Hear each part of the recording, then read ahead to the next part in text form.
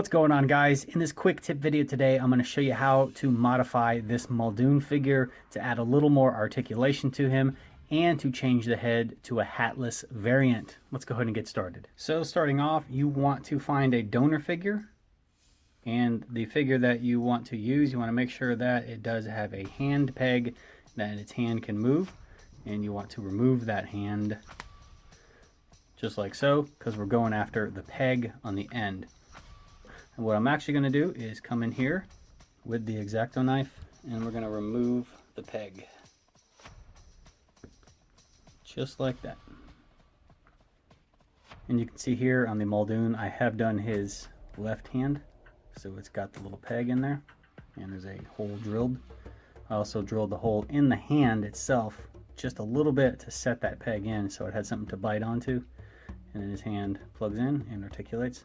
So you want to come over here, very carefully take your scalpel and remove the hand right at the wrist line.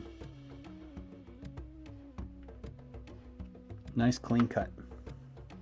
Once you have the hand cut off, and you want to take a Dremel tool with a nice small drill bit on it and drill a pilot hole down into the forearm.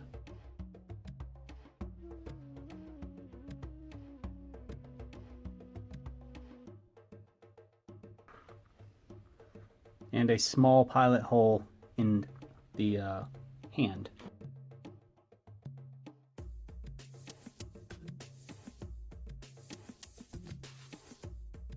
And of course, before you glue anything down, you want to test fit everything first, just to make sure that it lines up right and that it fits snugly in the joint. Once you have determined that it is a perfect fit, then you can glue the peg to the hand. And for glue, I'm just using Loctite super glue. Tiny little drop, all you're going to need. Place the nub into the hand.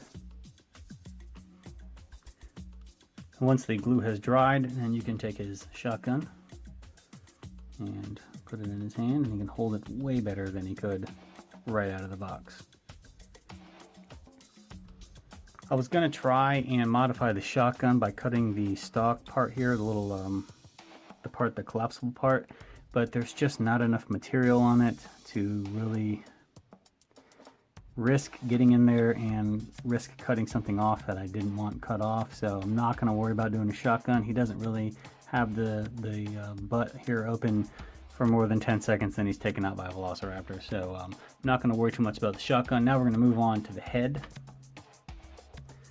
Now when I'm doing my pictures, I like to have different heads, especially characters that have hats on in the movie, and sometimes they have the hats off in particular shots, and I just think it makes it look a little bit more accurate. So what you're going to need to do is you'll have to have two Muldoons if you want to have one with a hat and one without a hat. You want to get a hair dryer, or a better method would be to boil some water, pop him in the water, and let him get all soft and pliable. And then what you can do is just, once the glue has broken, you can pop the hat right off. It'll come off just like this right here. So then you have another accessory with him. So you have the hat that he can hold. And then what you end up with, basically, pop his head off here, is your Muldoon head. And what you want to do is get some Milliput epoxy putty. You want to mix up a little bit. And then you want to start sculpting the top of his head on top of the nub. Now I don't have a bare head to show you, except for the one that I didn't make right here. So here is the Muldoon head. Now obviously the skin tone is a little bit different on this because I painted this one. But as you can see, he's got his hair. It's looking good. He's got the same ball joint hole in there, so I can take it and attach it to this Muldoon when I want him to have a hat off in particular shots. He can hold his hat in his hand and hold his shotgun here in the other.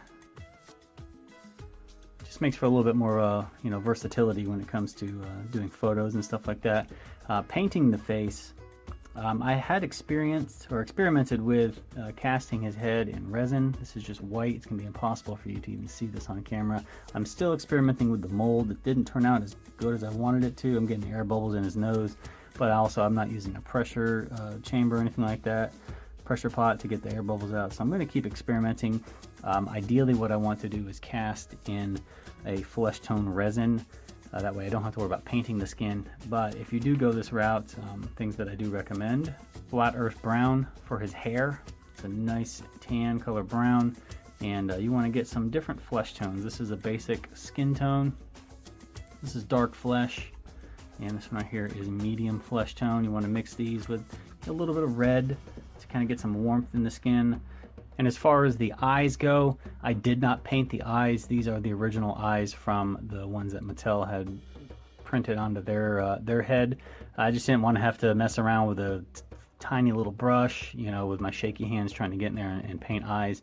You know, eyes can make or break a figure, and I'm terrible at doing human eyes, just humans in general, but I didn't want to have to worry about that. So I just painted around the eyes and kind of blended everything together so it would look uniform on the figure.